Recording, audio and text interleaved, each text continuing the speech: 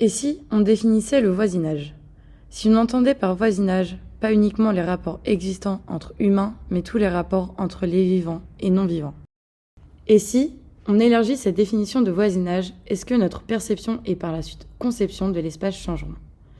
L'espace de rencontre et de voisinage principal est la rue qui s'arrête aux clôtures. Le travail de débordure des trottoirs a permis de faire renaître les usages mixtes de la rue.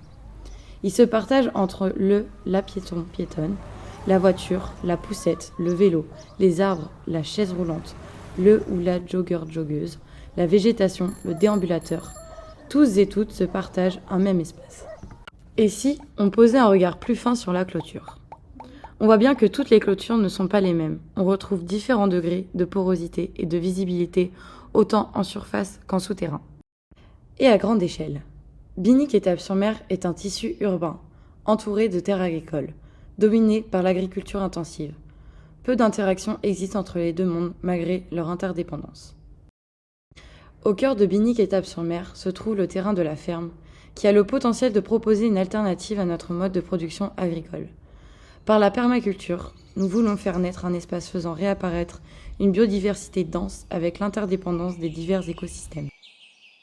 Et si, à travers la permaculture, nous pouvions faire émerger un lieu dense en rencontres, partage, apprentissage, cohabitation entre toutes les espèces? Pour trouver le point d'entrée de cet espace enclavé, nous avons découvert sur une friche l'initiative d'une ou plusieurs personnes ayant planté affectueusement des fleurs le long du mur avoisinant. Ce point d'entrée mène à un pavillon, pouvant être approprié par les habitantes, en fonction de leurs besoins. Il pourrait par exemple être utilisé pour organiser des fêtes de voisins ou formations sur le jardinage. Comment, autour de cet espace, densifier le voisinage? Et si densifier signifiait ne pas construire? Une bâtisse peut être réagencée en plusieurs unités, adaptées au cycle de vie des personnes qui l'habitent. Cette technique permet de répondre à plusieurs enjeux. Premièrement, la vacuité des logements à Binic-Étapes-sur-Mer. Deuxièmement, un enjeu écologique par une diminution du besoin de matériaux. Et dernièrement, à diminuer l'isolement des personnes vieillissantes. Et si nous prenions un exemple concret? Consacrons-nous sur la maison mitoyenne au cœur de ferme, une ancienne pension familiale. La maison aujourd'hui est habitée par une famille de 5 enfants, occupant tous les espaces. Au fil du temps, les enfants grandissent, la maison se vide.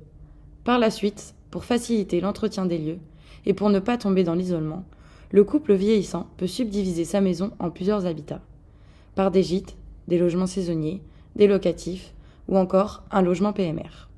Et si on densifie la maison, comment cela affecte l'espace qui l'entoure?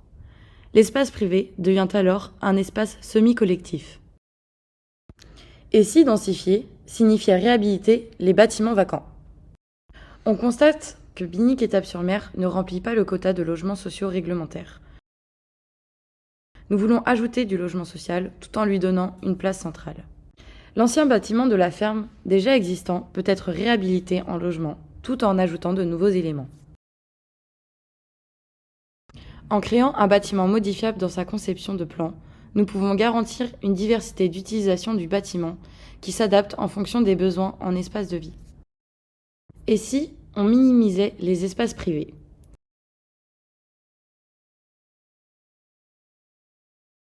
Cela permet d'avoir plus d'espaces collectifs de qualité, ce qui mène à une densification des rencontres et liens de voisinage.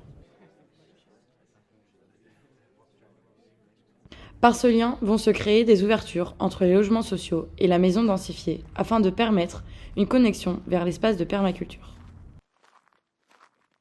Et si la création de nouveaux espaces denses, lieux de partage et de cohabitation, floute les limites entre le public et le privé? Un scénario imaginable est qu'au fil du temps, de nouvelles porosités pourront naître entre le public et le privé. Nous voulons laisser la place au libre arbitre de chaque individu à pouvoir décider du degré d'intimité ou d'ouverture de son terrain.